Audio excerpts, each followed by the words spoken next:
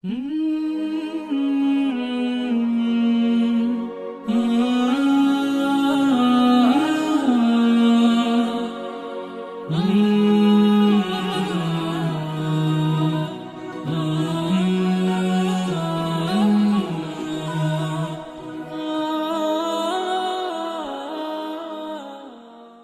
nderuar miq dhe motra, selam aleikum. Ja ku takohemi sërish në emisionin në këtë cikël të përjavësh kushtuar rrëfime profetike. Rrëfimi i sotëm do të jetë mbi 3 persona të cilët u bllokuan në një shpellë dhe e gjithë ngjarja zhvillohet brenda shpellës. Ata po themi humbën gjithë shpresat, por se nuk i kapi paniku dhe nuk u hutuan, por se u treguan gjak ftohtë dhe menduan për zgjidhjen, dhe zgjidhja vetme ishte Zoti, sepse të gjitha po themi llogarit njerëzore aty nuk jepin asnjë lloj shprese. Por se për të kuptuar më tepër se si ka vijuar kjo ngjarje dhe se si arritën që të shpëtojnë këta dhe çfarë përfitojmë ne prej ngjarjes së këtyre të personave, do të kemi shpjegimin e Hoxhës nderuar Ahmet Kalaja. Selam aleikum Hoxh, mirë se vini. Aleikum selam, mirë se jeni. Së parisht ngjarja dhe historia. Faktikisht ngjarja tregon sahabiu i nderuar Abdullah ibn Omeri, pra djali i Omer ibn Khattabit radhiyallahu ta'ala anhuma, thot ishim një ditë ulur me profetin alayhi salatu wasalam dhe i cili na tregoi një ngjarje. Pra, i dërguari sallallahu alajhi wasallam shprehet dhe thot, ka ndodhur më herët që 3 burra, 3 njerëz po ecën mal.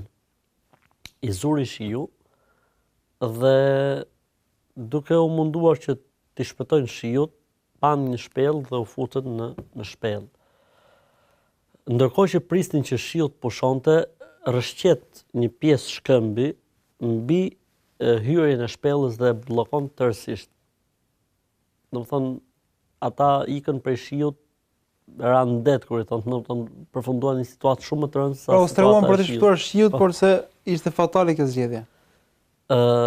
Ndërkohë që po mendonin për të dalë, tentuan, domethënë kur kuptuan që shiu po shoi, tentuan që ta hapnin atë ngurin ose atë pjesën e shkëmbit që kishte zënë hyrjen e shpellës. Mirë po ishte pamundur. Tentuan, e pan që ishte pamundur, domethënë me fuqi njerëzore që të lëvizte. Atëherë duke menduar për zgjedhjen, thanë, pse mos i lutemi Zotit me punët që ne mendojmë se kanë qenë punët më të sinqerta të bëra për Zotin. Pra këtu kemi historinë e 3 personave besimtar, musliman, të cilët po. Dhe thot, fillojnë të luten me radhë. I pari thot, o Allah, o Zoti im, ti e din shumë mirë që unë kam pasur 2 prindër të moshuar, të hyrë në moshë, dhe kisha një tufë me dhi. Dhe vazhdimisht kur i milja dhit në darkët, gjëja e parë që bëja, u jepja qumshtin prindërve, ata pinin parët, pastaj pinin familja unë dhe bashkëshortja dhe si një traditë familjare kjo. Një traditë familjare.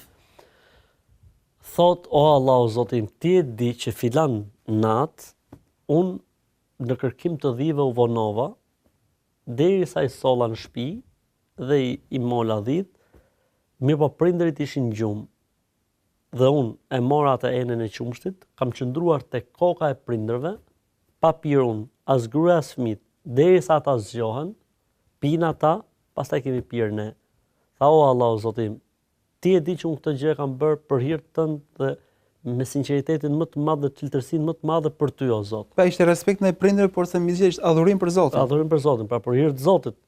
Tha, o Zot, nëse kjo është bërë më të vërtetë ashtu siç mendoj unë, na e liro hyrjen e shpellës.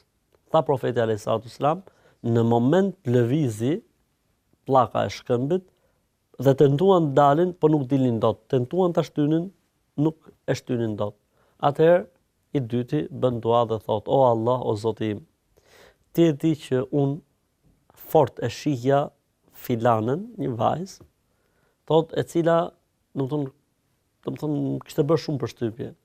Dhe unë tentoja her mbas here që atë ta mashtroja ose ta fusja në kurth, po ajo gjithmonë qëndronte e ndershme.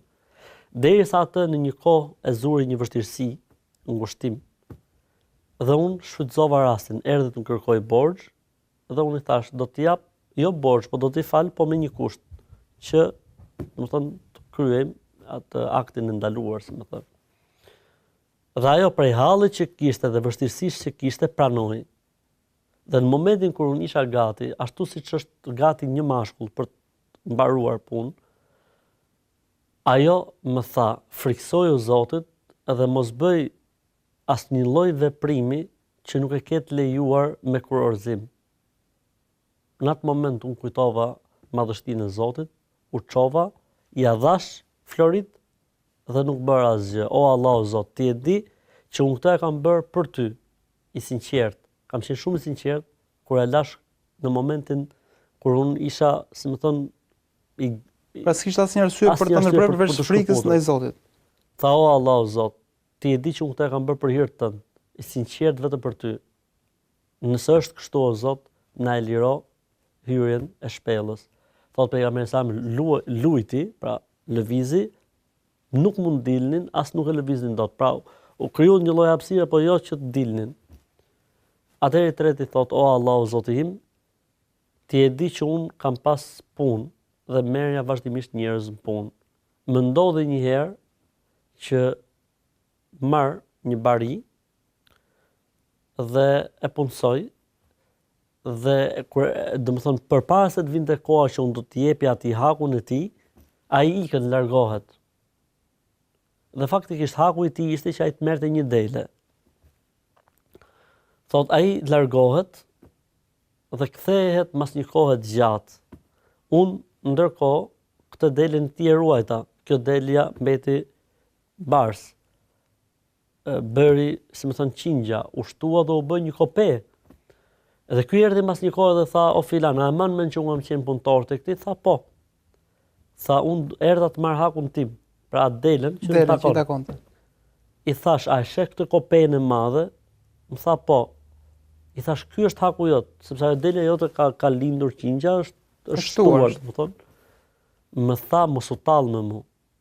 Mos më ofendo. Nuk e besonte që Nuk e besonte një gjë të tillë. Tha nuk po tallem për anë tuat, merri dhe u largua o Zot pa lënë asgjë, pra i mori të gjitha. O Allah o Zot, nëse ti e di që unë këtë kam bërë i sinqert për hir tënd, për kënaqësinë tënde, na liro o Zot hyrjen e kësaj shpelle. Thot profeti alayhis salam u lirua dhe patën mundësi të dalin dhe shpëtuan. Për kjo është ngjarja që profeti alayhis salam ka përmendur në këtë hadith, hadithin e Abdullah ibn Omerit, hadithi 3 njerëzve që i zuri, domethënë guri ose ju bllokua hyrja e shpellës, që njihet kështu në gjuhë ose zakonisht thuhet njerëzit e shpellës. Njerëzit e shpellës, të cilët domethënë i zuri shpella dhe i zuri uzu hyrja e shpellës dhe ata bën lutje dhe bën dua dhe ndërmjetësuan, bën tawassul që quhet në gjuhën e Islamit. E çfarë është pikërisht ky lloj ndërmjetësimi, kjo zgjidhje, pra thash që në fillim që ata nuk i zuri paniku, ashtu siç mund t'i zëjë njerëzit që duket situata e pa shpresë, dikush fillon qan, dikush ka rënë depresion dhe nuk mendon për zgjidhjen. Po këta menduan për zgjidhjen më të mirë. Pra ai termi fetar që i përmend tawassuli, pra përdorën disa vepra të mira ose më saktë secili nga një vepër të mirë për shpëtuar kjo. Si mund të përdorë kjo, sepse dikush ndoshta i bën një sprov, ndoshta nuk bllokohet në shpellë, po situata të ngjashme ka vazhdimisht. Si është kjo zgjidhje, si më thua? Atëherë, e para gjë që ne duhet të kemi parasysh është se shpresa për besimtarin nuk vdes kurrë. Gjithmonë ai ka shpresën në Zot. Nëse të tjerë thonë shpresa vdes e fundit, për ne muslimanët nuk vdes kurrë. Nuk vdes kurrë. Atë ne pse? Sepse Zoti është i plotfuqishëm për gjithçka. Edhe Zoti i Madh është i plotfuqishëm që të dalë jashtë ligjeve dhe rregullave që ka krijuar ai për funksionimin e jetës në tokë. Pra pa lejen e tij nuk lëviz as sigur, jo më një shkëm. Është caktimi i tij që gjërat ndodhin kështu. Ishte me caktimin e tij. Dhe kjo ngjarje që ndodhi është me caktimin e tij dhe profeti alayhis salam jo më kot veçoi këtë ngjarje për të na treguar, sepse në këtë ngjarje ka një mesazh shumë të rëndësishëm, që është moshumbja e shpresës, e para dhe e dyta, domethënë besimtari është shumë i lidhur me Zotin e tij. Domethënë ai beson se Zoti është i plotfuqishëm për gjithçka dhe ky lloj besimi vjen një moment që do të vihet në provë, se ne gjithë themi Zoti është i plotfuqishëm për gjithçka. Por kur vjen një moment themi po se s'bë, kur vjen për ta vërtetuar, pastaj me qëndrimet tona, me fjalët tona, me veprat tona, pastaj aty për këtë arsye ka diçka në tonë që quhet siguria, el yaqin. Domethënë është ndryshe të deklarosh, është ndryshe të thuash që ne besojmë, dhe është ndryshe të vjesh në provë tek kjo gjë, sa i sigurt je ti në atë që beson. Pra s'paret, domethënë besimi ju duhet të jetë një besim i vërtet, jo një besim i trashëguar, as një besim për inerci, beson njerëzve pa besim. I diktuar. Jo, duhet të jetë besim i vetëdijshëm, në atë që me të vërtetë Zoti është i plotëfuqishëm për gjithçka. Dhe këta pikërisht këtë kishin. Dhe ky besim në Zot i orientoi që ata mund t'i thonë diçka Zotit që Zoti për hatër edhe në emër të kësaj vepre që është bërë ti ndihmoj. Ky quhet tawassul. Tawassul do të thotë të ndërmjetësosh tek Zoti që ai të nxjerrë nga një situatë e vështirë, që ai të plotësojë një dëshirë, që ai të realizojë një ëndër në jetë. Tawassul.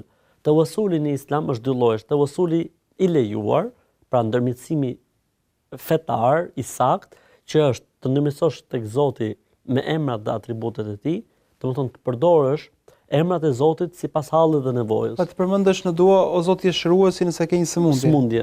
Nëse ke probleme me varfërinë, furnizuesin. Nëse ke probleme me gjunahet, mëkatfalsin. Duke qenë i bindur te këtë cilësi, duke pas shpresë dhe bindje. Pra ti e përdor këtë si një çelës që Zoti për këtë gjë që ti përmend të falit dhe të mëshiroj. E dyta, ndërmjetësimi tek Allahu xhalla xhelaluhu nëpërmjet veprave të mira. Çdo njeri bën vepra të mira dhe ai është i sigurt që në momente të caktuara dhe në rrethana të caktuara veprat i ka bërë për hir të Zotit, s'ka pas asnjë qëllim, sepse janë disa situata që të imponojnë sinqeritetin. Për shembull, le të themi, dikush çohet natën të falë 2 rekat namaz. Ktu s'ka asnjë lloj arsye për mos me qenë njeriu i sinqert. Pse nuk ka asnjë interesi. Tek një familje që se din kush se ka parë kush dhe jep një sadaka, jep një lëmosh. S'ka asnjë lloj arsye për të pas probleme me sinqeritetin. Janë disa momente që njeriu i ndjen që është shumë i sinqert dhe shumë i pastër me Zotin e tij. Atëherë i përdor këto veprat e mira si një çelës që Zoti i Madh në emër të tyre të lirojë situatën, zgjidhë problemin, zgjidhë vështirësinë. Pra në lutjen e tij i përmend dhe i shpreh këto që o Zot, edhe pse Zoti e di se kur e ka bërë ngjarjen dhe ka qenë sinqert, po Zoti e din, mirë po ti e përmend është praktik që mund të përmenden. Ti e përmend si më thon që Allahu xhalla xhelal nëpërmjet kësaj të mëshiroj. Pra ti tregon dobësinë tënde, sinqeritetin tënd që të ndodhi mrekullia dhe mëshira e Zotit për dal nga situata, për të zgjidhur problemin apo për dal nga vështirësia. Dhe e treta, ndërmjetësimi nëpërmjet lutjes se një njeriu që është gjallë, që ti beson se është një njeri i devotshëm, për mbas asaj që paraqitet tek njeriu ti thotë të lutem, kam një hall, një nevojë, bëj dua Zotit për mua. Edhe në këtë rast nuk ka asnjë lloj problemi. Këto janë 3 format dhe mënyrat e lejuara të ndërmjetësimit. Çdo lloj ndërmjetësimi tjetër, siç ndodh me të vdekurit, me shpirtat e të vdekurve, me emrat e të vdekurve, për hatër të kësaj o Zot ma bëj këtë, o Zot për hatër të këtij apo për hatër të asaj, gjitha këto janë gjëra që edhe pse Zoti e ka shumë hatër profetin alayhis salam, edhe pse Zoti e ka shumë hatër Kur'anin apo zbritjen e Kur'anit, mirë po domethënë po të ishin këto forma ndërmjetësimi të lejuara, do na kishte ardhur një orientim nga profeti alayhis salam dhe ka një parim në Islam që thuhet adhurimet janë të stopuara derisa të vi argumenti që i lejon. Adhurimet janë të ndaluara derisa të vi argumenti që i lejon. Po të ishin këto metoda ndërmjetësimi të lejuara, absolutisht profeti alayhis salam do të na kishte dhënë një orientim, do të na kishte dhënë një sinjal, ndërsa pastaj më e keqe që është ndërmjetësimi me të vdekur, me njerëz që kanë ndruar jetë etj, kjo pastaj është edhe më e rëndë edhe më e keqe, domethënë sepse absolutisht për një gjë të tillë nuk ka argument nga feja, as nga Kurani, as nga hadithet e profetit alayhis salam, mund të ketë ngjarje dhe histori gojdhëna, po që të ketë diçka që ka transmetim të saktë, absolutisht nuk ekziston dhe nuk ka. Ndërkohë duket sikur 3 ngjarjet që ju treguat janë ngjarje po themi të veçuara nga sytë e njerëzve. Pra nuk janë ngjarje ne falemi në xhami, agjërojmë së bashku, gjëra po themi që janë kështu të përgjithshme që i shkëmbejmë me një tjetrin. Mirë po, këta kishin 3 raste të veçanta. A do thotë kjo dhe është kjo një nxitje që duhet të kemi disa vepra që ndoshta nuk na i di askush. Po. Me cilat sekrete, si më thon, sekrete midis nesh të Zotit që me to jo thjesht i kemi aty kur të na bjerë në një hall, por se si thua kjo është shenjë besimi sinqert. I ka disa vepra që nuk ja di kush. Absolutisht, domethënë kjo është ajo që ne i themi në Islam, domethënë një nga treguesit e sinqeritetit. Një nga treguesit e sinqeritetit është që njeriu mundohet të ketë disa sekrete mes tij dhe Zotit në veprat e tij që nuk i dinë, sepse janë disa vepra të mira që ti e ke prej fesë të shfaqësh. Falësh me xhamat e ke prej fesë të shfaqësh. Falësh teravit e ke prej fesë të shfaqësh. Të shkosh në haxh e ke prej fesë ta shfaqësh, të shkosh me fal Bajramin e ke prej fesë ta shfaqësh. Të japësh zakatin ndoshta në situata të caktuara e ke prej fesë ta shfaqësh. Me vend disa gjëra të tjera që njeriu mund të mbajë fshehta, siç e tham, siç e përmendëm, do të thonë që njeriu mund të ketë sekrete i rrugë, sekrete, si bonuse speciale mes ti dhe Zotit ti, që ai përdor në një moment, i përdor me kuptimin e mirë të fjalës, në një moment kur ka i vështirësi, një hall, një problem, qoftë edhe ky hall i kësaj bote, jo vetëm për hallet e ahiretit. Ndërkohë duket sikur ndoshta është mirë gjithë secili po themi ta imagjinojmë veten në një shpellë të ngjashme dhe do gjejmë vepra tek po themi tek vetja jonë me të cilët do t'i luteshim Zotit, sepse jo gjithmonë është shpella ajo që duhet rastet ekstreme, por dikush ka një sprovë në veten, në familje, a kemi ndonjë ngjarje apo në një histori me të cilën do t'i drejtoheshim Zotit? Kjo është ajo që gjithë secili prej nesh, domethënë duhet ta bëj pyetje vetes tij dhe duhet mendimi im është që vazhdimisht duhet të akuzoj veten e tij se ndoshta nuk ka diçka të tillë, në mënyrë që vazhdimisht her mas here të depozitoj vepra të tilla që në momente të caktuara të ketë një herë përdor këtë, një herë përdor tjetrën, pra të bëj sa më shumë dhe vazhdimisht të besoj se akoma nuk e ka arritur një gjë të tillë. Ndërkohë, përsëri në këtë ngjarje na vjen pendimi si një vepër shumë e madhe. Pra, dy persona të tjerë kishin bërë, dikush bën mirësi ndaj prindërve, dikush ndaj punëtorit, por se i treti ishte ose një ngjarje e dytë që përmend ishte pendimi. Pra, vjen pendimi si një vepër shumë e madhe, edhe pse si thua ai u step nga një veprim i cili ishte i keq, nuk duhet ta bënte. Askush nuk duhet ta bëj. Por në këtë rast ka vlerë të madhe. Absolutisht, domethënë pendimi është, si më thon, çelësi, është, si më thon, çelësi më i suksesshëm që të ndryshojë gjendja e njeriu tek Zoti në moment. Pra pendimi është ajo që nëse namazi ndikon tek njeriu, si më thon, dal nga dal, jo më një herë, nëse agjërimi duhen 30 ditë që njeriu të përmirësohet, nëse nuk e di, domethënë punët në përgjithësi marrin kohë, leximi i Kuranit, dhikri ka nevojë për kohë në vetë derisa njeriu ta shijojë, stabilizohet dhe efekti është t'ia vjeli le të themi ato frutet, në rastin e pendimit ai ndodh në moment.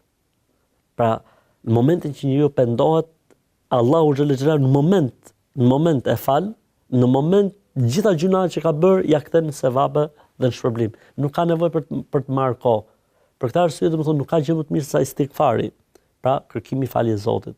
Për këtë arsye sa më i madh që të jetë mëkati, sa më i madh që të jetë gjunaji, në momentin që njeriu pendohet, s'është më i madh.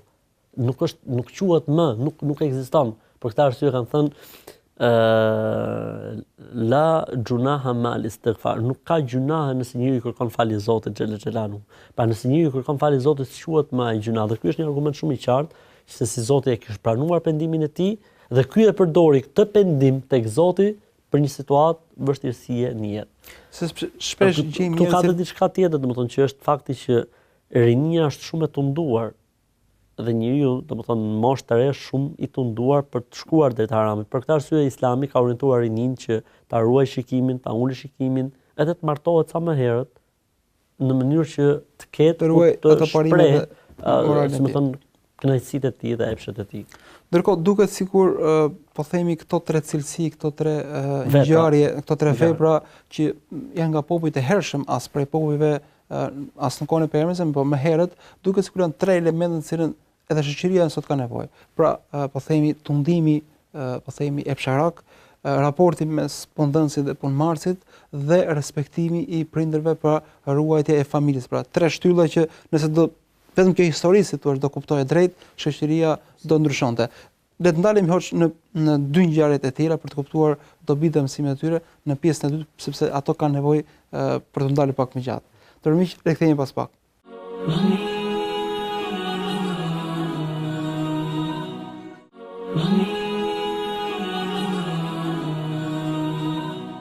Ja ku jemi miq në këtë pjesë të dytë dhe po flasim për ngjarjen e personave të shpellës, quhet kështu, pra tre persona të cilët u bllokuan në shpellë dhe secili bëri nga një dua dhe nga një lutje ku përmend veprat e tyre të sinqerta, me të cilin pastaj Zoti po themi ja u liroi shkëmbin dhe ata shpëtuan nga kjo situatë. Hoç përmendëm se ngjarja tjetër ishte ajo këmbgulja dhe ajo tradita e cilët ishte krijuar në shtëpinë e atij personi, ku ai u detyrua që për të ruajtur këtë traditë, për të ruajtur këtë vepër të mirë, të ri gjithë natën tek koka e prindërve të tij, për t'u dhënë qumësh. Pse ky, po themi, kjo ngarkesë e tillë, si thua, kjo vepër kaq.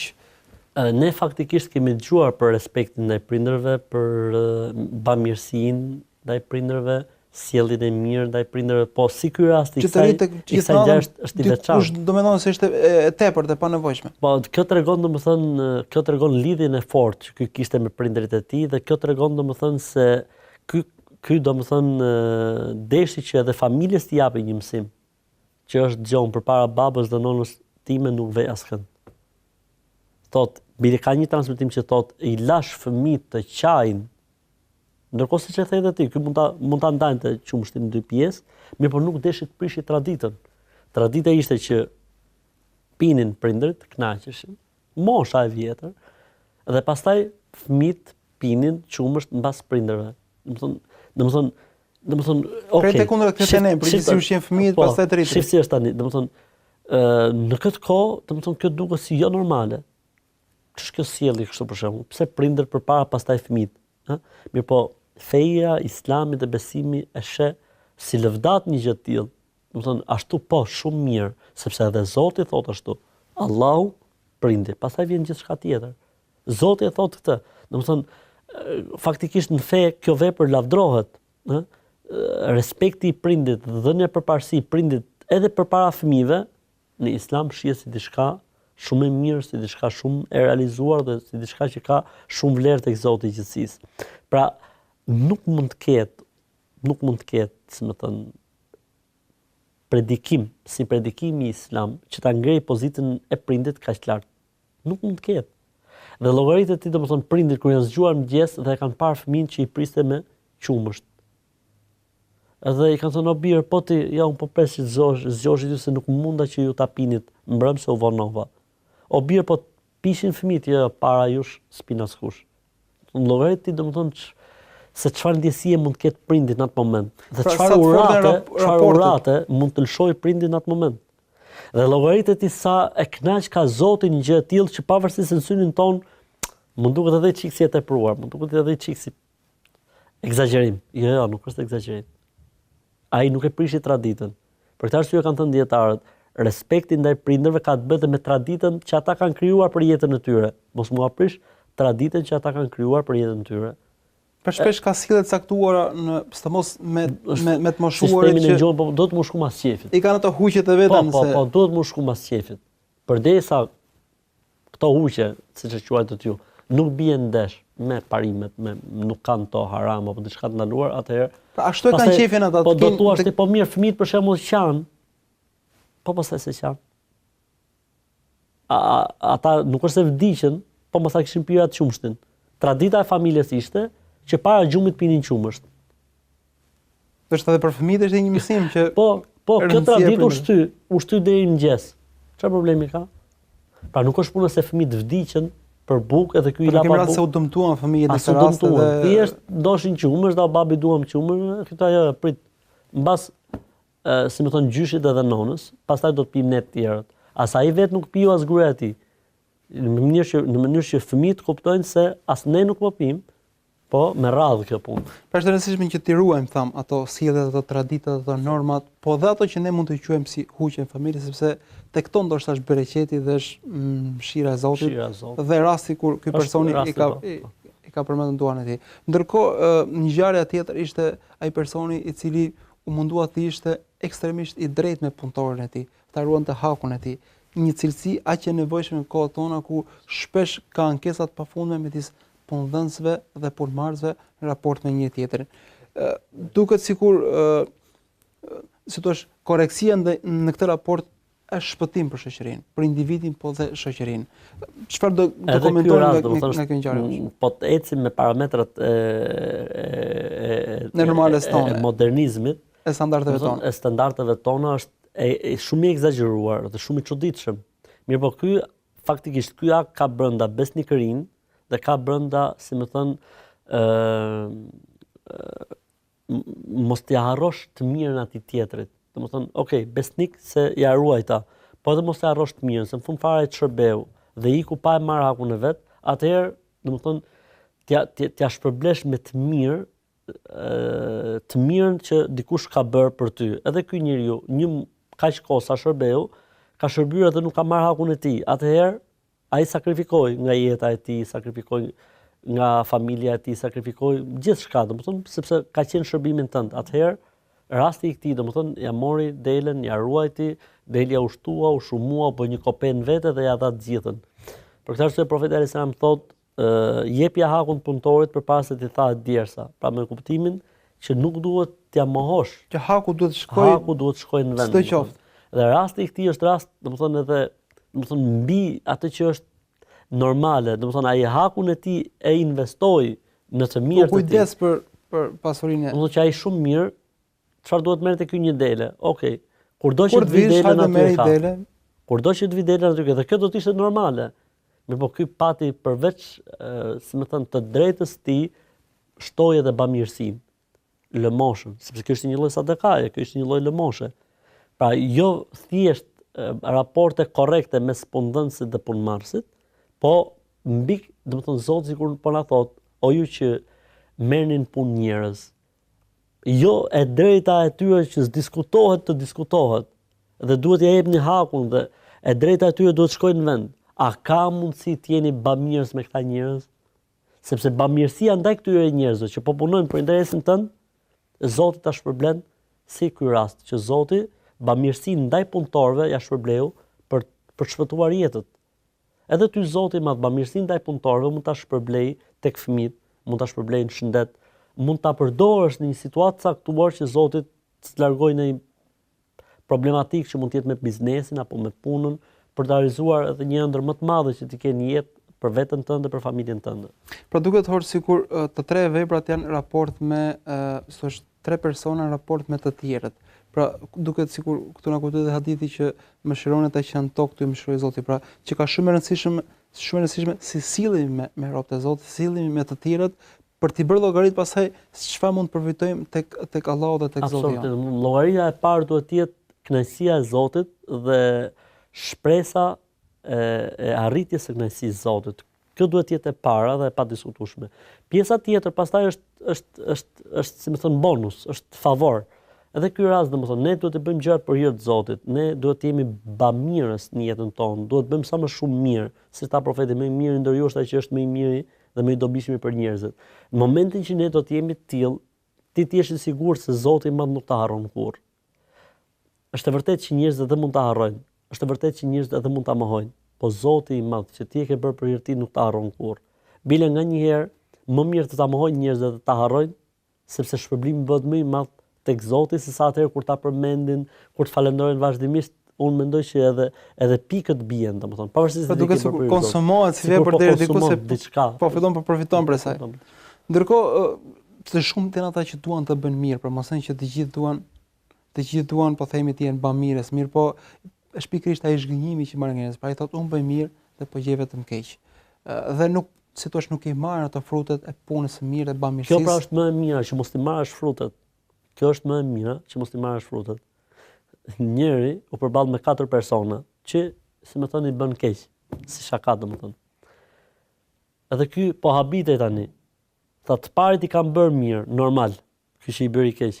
Edhe të dytët ai kanë bërë një të mirë, normal, që më bëri keq. Edhe këtij treta ai kanë bërë një të mirë që po bën keq. Okej, tha, këta 3 normal. Po këtij të katërt që s'kan bërë mirë, ky pse më bëri keq? I kishte thyer kishte thyer atë rregull normalitetit si funksionojnë gjërat. Zoti shpëlef thosh. Faleminderit, Zoti shpëlef. Pra miq, këtu e mbyllim emisionin e sotëm, ishin 3 ngjarje, 3 histori me të cilët 3 persona shpëtuan vetë, mirë po na mësuan edhe ne se si të shpëtojmë dhe se si po themi t'i ruajmë veprat. A kemi ne në vetët tona ngjarje dhe histori të sinqerta për hatër të Zotit, me të cilat mund të shpëtojmë nga sfrota e kësaj bote, po mbi të gjitha nga po themi llogaria e ditës së gjykimit. Le të lutim Zotin që këto ngjarje të na motivojnë dhe të na japin forcë për të bërë disa vepra ashtu fshehtas, vetëm për hatër të Zotit, ku mos I di askush dhe mos shpresojmë për askujt tjetër përveç Zotit ton. Selam aleikum dhe mirë takoshim.